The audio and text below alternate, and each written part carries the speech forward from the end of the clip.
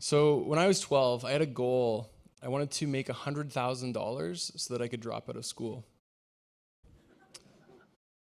I failed at 9 startups. I failed to raise, failed to gain traction, failed to find market fit. I've been told not to share that with people. It makes me look unqualified to be a CEO. Competitors have said that I don't have the experience to run Planswell. They say my LinkedIn profile is an embarrassment. I leave it up anyways. I don't do it for our company. I don't do it for my ego. I do it for other entrepreneurs. I didn't hit it on my first try. No one does. Every time something doesn't work, I learn something small that does. Success is the sum of those little insights. It takes a really, really long time. Be vulnerable, be transparent, and tell someone you failed. So I made that post back in January. It generated 1.5 million views around the world. So there's 8,000 likes, 500 comments. That was actually my second attempt at writing a viral post on LinkedIn. My first attempt was 3 weeks before that. So I was standing in my kitchen in my underwear in the morning making butter coffee, and I had this idea that I'm going to make a viral post on LinkedIn. We had just made our first press release the day before, and we had just announced to the world that we had raised some money and we were like a business, and I wanted to see if I could get some traction and get that word out by making a post. So I Google LinkedIn viral post, and the first story that comes up is this guy. He quit his job, he sold everything that he had, and he didn't make any money. He moved into a Honda CR-V with his wife, just a car driving around. And then in the end, he wrote a successful book about it. So I saw a formula to that. There's a formula. You struggle, and then you succeed, and then you share a bit of secret sauce. So this is like the hero's quest for business. And I realized that I had been using that formula to sell Planswell. In fact, I was actually speaking about a year ago at TechTO on this stage, and I had a deck of 3 slides with no words on them. Struggle, succeed, and secret sauce. So if all it takes to write a viral post on LinkedIn is a fail, a big fail, a little win, and some secret sauce, I've been failing hard for 20 years. So I put my clothes on, I got on the streetcar, made it to work, and within 15 minutes of getting to the office, I had written my first attempt at a viral post. I even stole the headline from the guy's post. I quit my job. I had $15,000 of income that year, 2013. In 2014, I had 0 income and $84,000 loss, all I had. I had my first of 3 kids that year, so my wife quit her job too. In 2015, we came up with the name Planswell. I ran a few side hustles to pay some bills. In 2016, we started raising and building. Too much drama to list. In 2017, we helped 17,000 people build plans. Yesterday, we announced $6.8 million in funding. We still have a long way to go, but I won't be quitting this time. So that post generated 1 million views, 4,394 likes, 191 comments. Marketing team was pissed. So this was January. The press release that we did got us into Tech Vibes, Beta Kit. We were in the Globe and Mail, a few other sources. We'd been running these radio ads that Alex was talking about, blowing a huge amount of money on them. And these 2 posts in January got more people to build financial plans than all of our other traffic sources combined. So the obvious thing to do was to try and write another viral post. So those are 2 in January. We're in February now. I think of a new idea that I want to share. Follow the same formula, and here it is. A drunk driver killed my dad, grandma, and dog. It's a true story, actually, not so funny. I was bullied in school for years. Colleagues have taken my credit. I've been sabotaged by managers. Co-founders have lied, cheated, and stole. I let them take me to a dark, lonely, and unproductive place. I forgave them all. I've seen people ruin careers, relationships, and their health, obsessing over injustices, blaming other. Adversity won't destroy you. Resentments will. So this post actually did it again. So there's a million views on that. There's 3,800 likes and another 200 comments. So when it came time to write down what I was going to talk about here today, I sat down. This was about 3 weeks ago, and I knew I wanted to talk about how hard it is to make $100,000 as an entrepreneur. And that a lot of people in this room probably think the person on either side of them is maybe making $100,000, maybe even if you're not. So I started to write down the ideas, and I realized I was writing it in the same format of like one sentence per paragraph, double spaced. And I got to the end of writing this down, and it looked kind of like a LinkedIn post. So I posted it on LinkedIn just to see how it would do. It did pretty well. So here it is. Here's my story for tonight. When I was 12, my goal was to make $100,000 and drop out of school. I started a bunch of different companies, started trading stocks. It took me all the way to third year university to realize that there was no chance I would achieve it. So I dropped out anyways. I continued trying to be an entrepreneur. I failed at 9 startups. I lost a couple $100,000, didn't really keep track. I worked half a dozen different jobs to survive, and I failed at all of them. I paid for the last decade by flipping 3 houses, 6 different mortgages. Last year was a good year for me. It was the first year that I made over $50,000. It was paid for by the company that I started 3 years ago.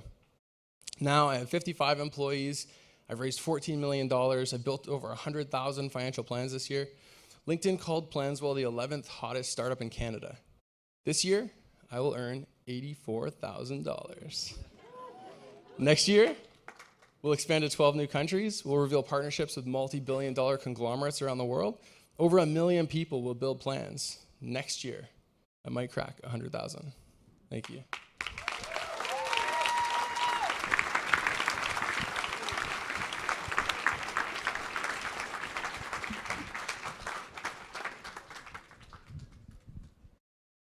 Questions?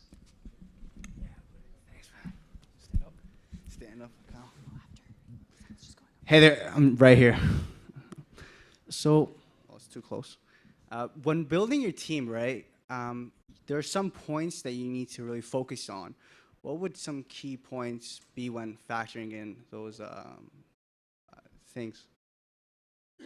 When building a team, initially, when you have no money and no real office and no revenue, you have to focus on convincing people that they should like quit their jobs and actually like come work with you.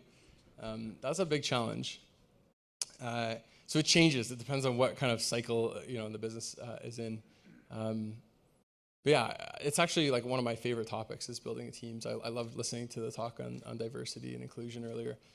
So I cannot answer this question in like 10 seconds. I'm sorry, but.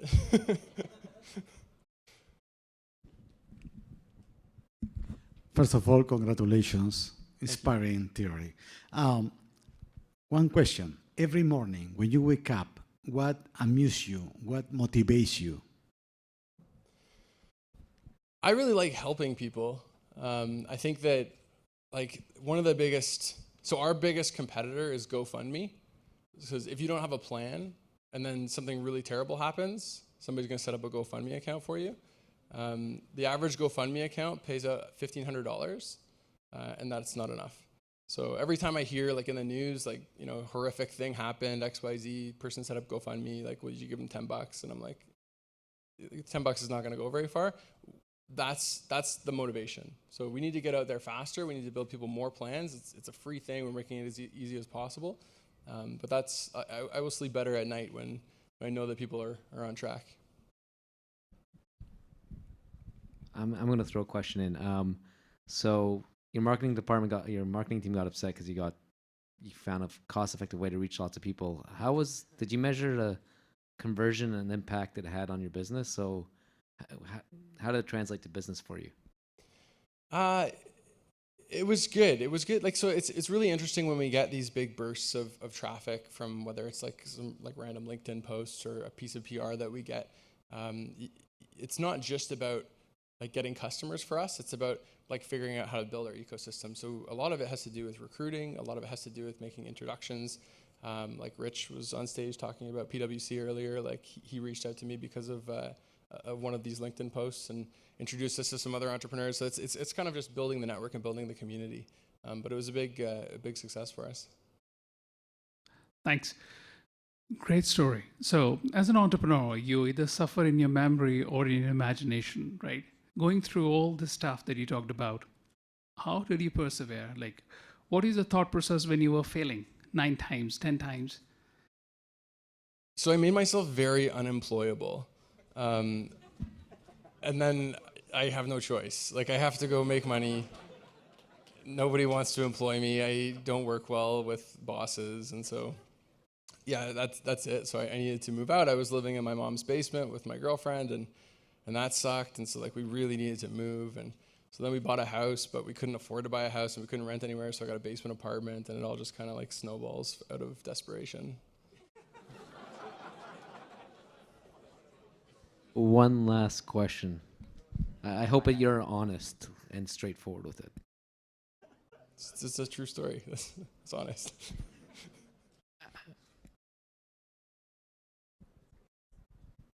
That's it.